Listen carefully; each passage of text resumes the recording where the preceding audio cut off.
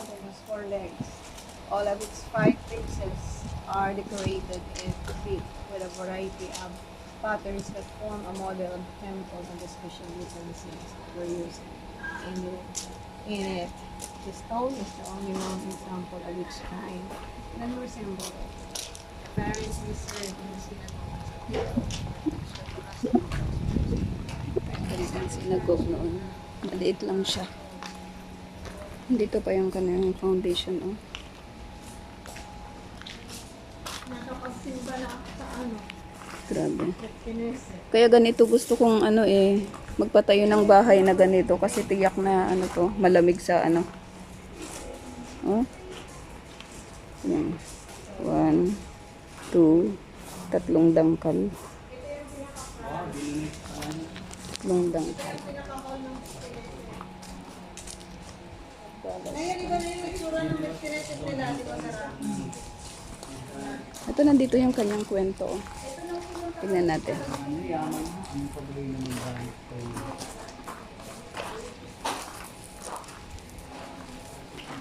Ito, noong 2006, ito yung itsura ng Magdala.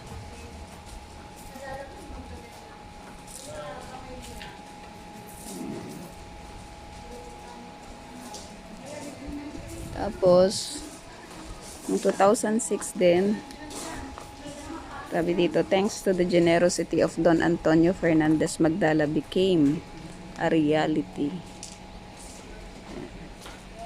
Grabe ang yaman niya, ah. Binigay lang niya ito. Hawaii Beach. Tapos, noong 2009, uncovering the Magdala Stone. Yan, nahukay nila yung Magdala Stone. Ito siya. Hindi siya pwedeng puntahan kasi may mga harang-harang. Ayun, pero makikita dito. Nilagay nila sa gitna. Ayan, oh. Ayan. Ito yung nakuha nilang stone. Ayan. Tapos noong 2009, discovery of the 1st century synagogue. Na-discover nila yung 1st century. Grabe. Sa panahon pa ni Jesus. So, yung synagogue na ito ay pinupuntahan ni Jesus. Uncovering the ancient city of Magdala noong 2010. Tapos, 2010 din, beginning of the construction of the guest house restaurant. 2010. Noong 2013, yan, marami na silang mga kinonstruct. 2014, Pope Francis blesses the tabernacle of pumunta si Pope Francis dito. Tapos noong 2014 ay nagkaroon sila ng inauguration dito sa park na ito. 2014, consecration. Kinonsecrate yung place na yan. Magdala from Mount Arvel. Oh, yun. Magdala. 2014, ito. Mula sa Mount Arvel, nakatapat lang nito. Ayan ang Mount Arvel. Mamaya natin, ifo-focus natin. So, ito yung synagogue nila. At ito yung dati nilang mga floorings. Ang ganda ng pagkakagawa ng mga floor nila dati kasi ayan, oh, talagang grabing pasensya yung paggawa niya. Maliliit na mga bato. Talagang tinabas nila ng pare-parehas. Tapos, yun. Yan yung inilalatag nila. Yan, original pa yan. Grabe. Lalo na yun, oh. Grabe yung stone. Talagang kinerve siya. Ang gagaling ng mga architect nila noon. May mga hali-haligi pa, oh. Na hanggang ngayon ay nandyan pa. Ay, nai-imagine ko lang na ang Lord nagsasalita rin siya sa lugar na ito. At maaring dito rin siya nakilala ni napakinggan ni Mary Magdalene. At sumunod ditong si Mary Magdalene. Ang Magdalene ay Magdala yun, si Mary na taga Magdala. Sumunod siya sa Panginoon Jesus. At tignan nga natin ito. Sabi dito, Magdala, whoever visits Magdala will find two types of stones, dead and living. Dead stones are those found in the archaeological park. They tell us the story of what happened here 2,000 years ago. The living stones are each and every person that visits Magdala, you, our volunteers, and those still to come. You are a testimony that this site is important, and you are a living stone who is bringing the site to life through your visit, your prayers, or donations. Thank you for visiting and helping us to bring the vision to life. Father Juan Solana, LC, General Director. Check ko yan. So, kung ito yung kanilang synagogue, ito, grabe talaga yung pagkakagawa ng pader nila. Gusto ko talaga ng ganitong gumawa sa atin, sa Pilipinas. Hindi kasi mainit yan eh. Hindi tatablan ng grabe katitibay niyan. Mga bato-bato lang yan na pinag-isa-isa oh. So, ito yung kanilang synagogue. Nandun yung entrance. So, ito naman yung community. Ito yung kanilang community. So, yan may anuhan sila dyan ng tubig. Tignan natin. Oh. 'Di ba? Mga ano to ng mga bahay-bahay. First century synagogue. Tapos Magdala Stone Marketplace. 20 rooms. Marketplace, may marketplace sila dito. Syempre city to eh. Yan. Ano pang mga meron dito? May domestic housing area, may fisherman work area, warehouse, and ito. Ito yung itsura ng kanilang syudad noon.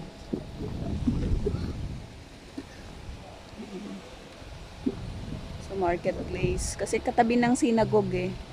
So, dito, nagtitinda sila. Sigurado ng mga yung i-offer, mga tupa, mga ganun. Mga kalapate. So, yan yung Mount Arvel. Sa taas lang yan. Actually, hindi pa ako nakakapunta dyan. Madalas kasi pag nagtitrip kami, nagtitrip tayo, ay summer. Napakainit yung pagpunta dyan. Ngayon ay September. Summer pa rin mainit. Pero, pinalad po tayo dahil masyadong mainit yan. Pero ang ating mga kasama ay nandun na sila.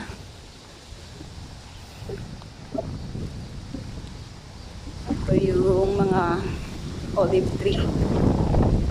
Kita natin. Olive tree, mahangin, mga kulit. Mahangin.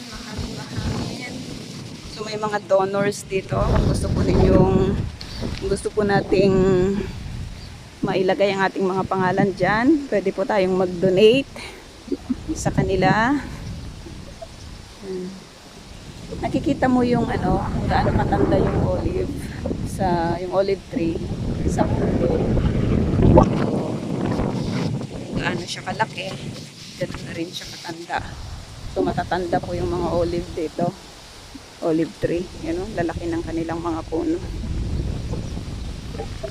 Meron din sila ditong hotel. Yan, nakita natin. At ano pa yung makikita natin dito sa Magdala? Tignan natin yung mga fisherman's quarter. Sigurado yun. Kasi daungan ito ng mga mangingisda. Oo.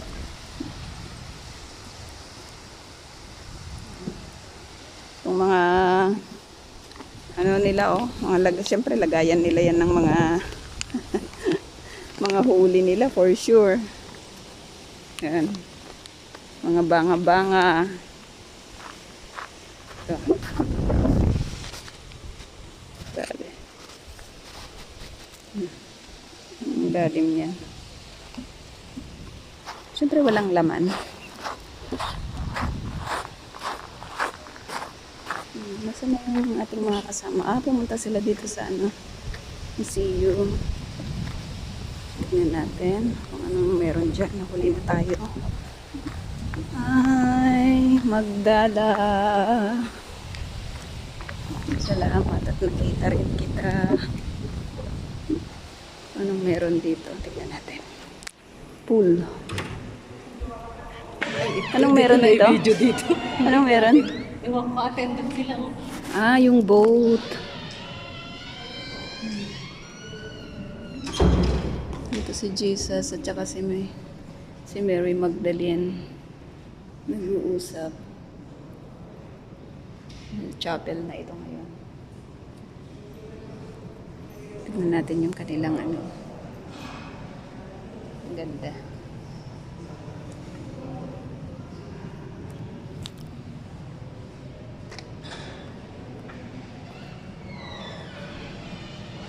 Meron dito sa loob. Tingnan natin kung anong meron dito sa loob.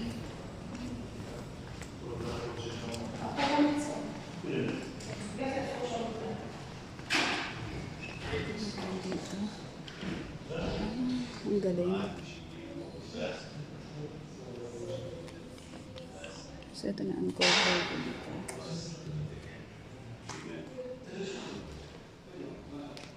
Yung inanoint yung paa ni Jesus ng perfume.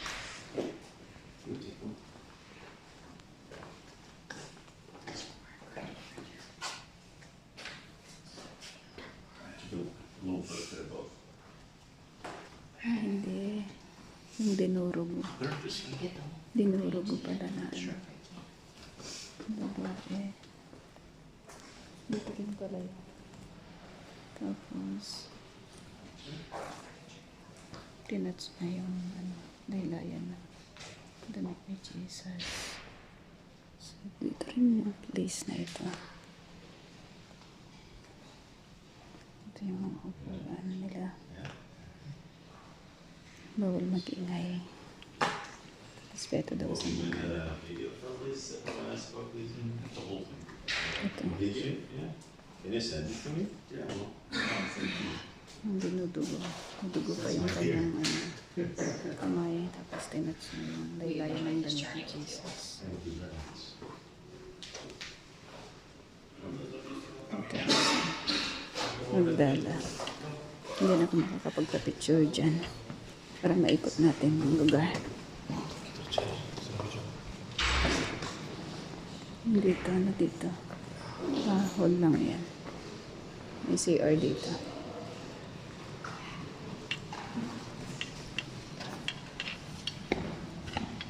So let's go up. Let's go up and see what's here. Maganda. So dito yung na-uncover na nandito lahat. Teka lang. Nandito lahat. Ito naman yung nag-cast sila ng net. Tapos wala silang nahuli. Tapos sinabi ni Jesus, ayan wala ditong isda. Tapos doon, maraming isda. Ayan may mga isda. Sabi sa kanila ni Jesus ay, sa kabila nyo ay lagay yung inyong net. Makakahuli kayo ng marami. Ayan. So, pinapaalala lang ng lugar na ito kung ano yung mga pinaka importante or mga magagandang nangyari sa lugar na ito. So, yung isa naman, tignan natin, masyado yatang mabilis. Mga damit naman ito ng mga pare.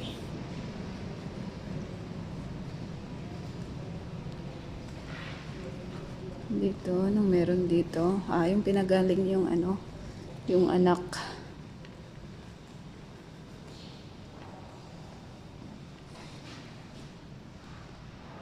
Nandito, yung si Talita to.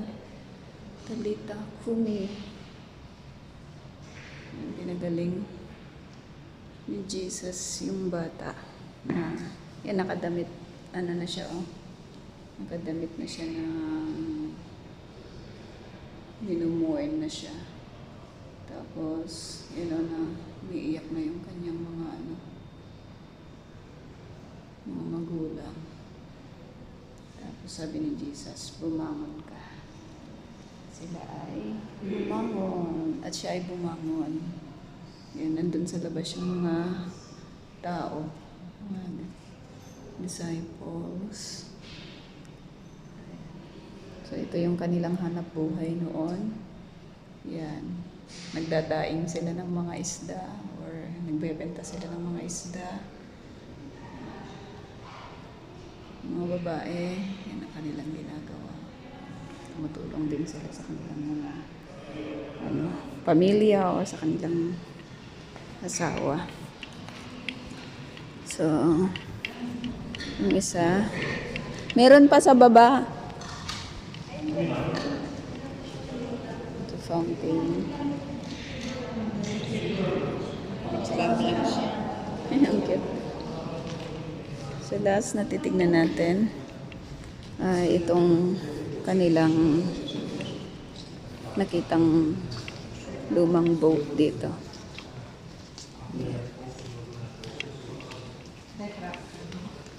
Kasama ka. Kasama ka. Ay, hindi siya pwedeng puntahan. Pero pwedeng dyan na. May harang kasi hindi pwedeng puntahan. Inarangan nila. So, na lang ito in remembrance sa kung ano yung na uncover nila dito. So, ginawa nilang stage yan, no? Ang cute. Tapos, kunyari, ito naman yung dagat, oh. May tubig dyan. So, si Joan, si Mateos, si Simon the Zealots, si Andreas, si Judas, Jacobi, si Thomas. Yung mga disciples ito. Yan, si Zebedee, si Bartolome. Iba yung pangalan nila, parang si Philippus. Ayan. Iba-iba din yung kanilang itsura. Wala namang nakakaalam kung ano yung itsura nila, pero nakakatuwa lang na nilagyan sila ng mga mukha. Base na rin sa kanilang edad. Ayan. Si Jesus. Nilagay si doon, ganyang nanay. Si Mary. So, ano pa yung ating makikita dito?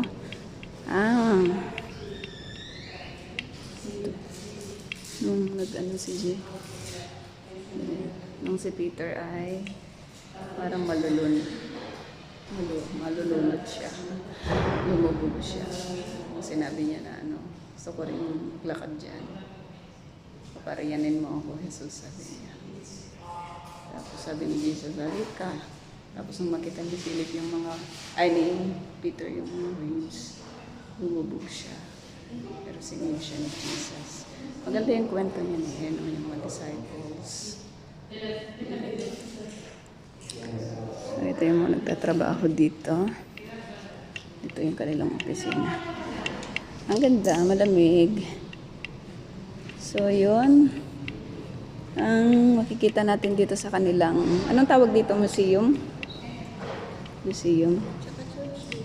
Mga churches na rin. Oo, lahat. Sinabi ko na lahat ng kwento niya. Hindi yung picture niya. Wala akong picture kahit isa. Dito, yung anong kwento nito? Si Mary Magdalene at saka si Jesus. Bakit may ahas doon? May ahas na nakalagay, oh. Anong to? Hindi kasi natin mabasa kasi Latin. Maria, Ovae, Vo, Catver, Magdalene, Deova, Daimonia, Septem, Exeriant. Paano natin mababasa yan sa English? Wala. Ano kwento nito? Si Mary Magdalene.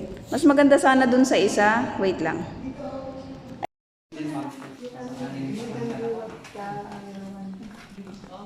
Lahat na nakatouch dyan, karamdaman, gano'n. Ano, naging albularyo ka na.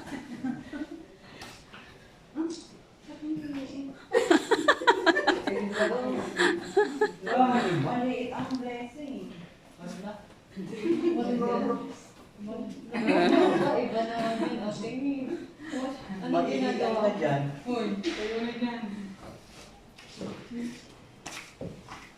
Ang ganda ng pagkakayari. Di ba kasi nung hinugasan niya ni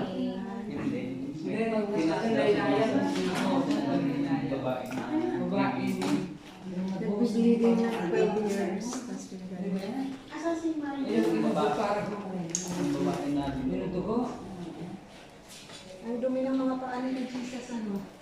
May mga ang dito si Jesus mga 12 years. Pwede na tayong pa ito dito sa kanila. Oo. Kasi ito si Jesus eh. Bakit kanina nakita ko yung parang may dugo? Ayun na, malikmata ako. Picturean na Ayun na. isang yung ano nung walang tao. May dugo? Oo, yung parang yung puti, di ba, na parang, yung ano ng damit niya. May oo, dugo. parang may ano siya. May dugo-dugo pa. Talagang hinighlight nila yun eh. Kasi yan yung balabal niya eh. Yan o. Ako naman, hindi pa ako nag... Yeah. Wow. You did. Let's go. It's called in Hebrew naalan talachiyot.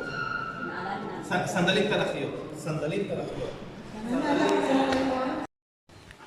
So tapos na kami dun sa museo. Yan natin. Ano mayroon dito.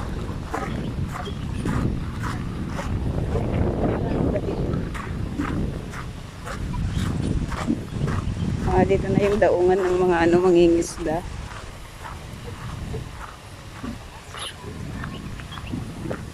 Hindi na tayo pupunta dyan. Mainit din. Ayan, galing din eh. Uwi na tayo.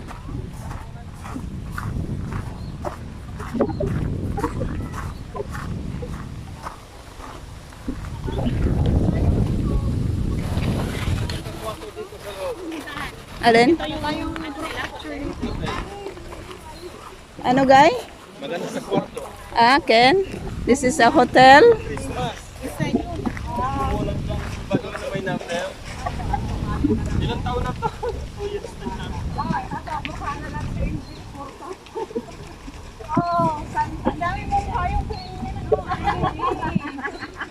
Santa Emilia! Santa Emilia is on the way. Ito, Pastora, payag. So,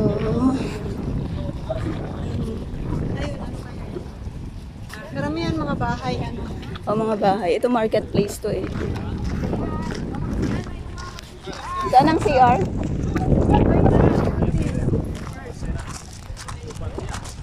Mga bahay. Mga bahay. Ayun, no, tingnan natin yung nakasulat doon.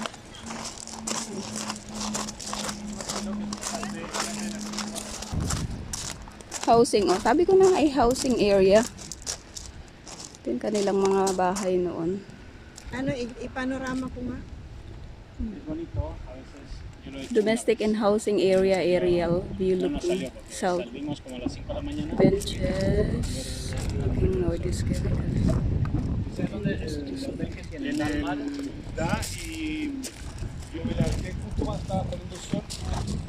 Ito yung mga nakita dito. Chemical analysis revealed protein residues near this space. Mga bahay-bahay nila.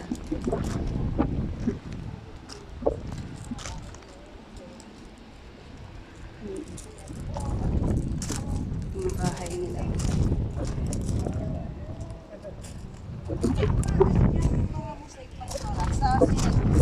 Hindi sa bahay din. Sa mga bahay. Sa bahay din, lalo na pag prominente ka.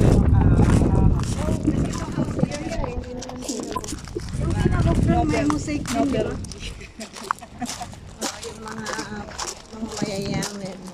Mga nagigimin. Tsaka yung mosaic. It takes time.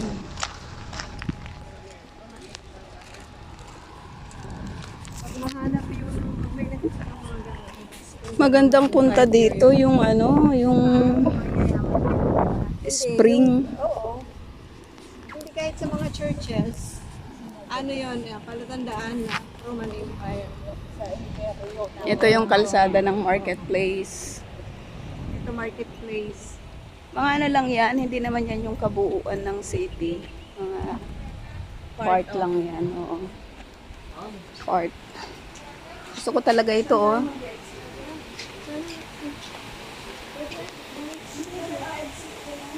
Ganda.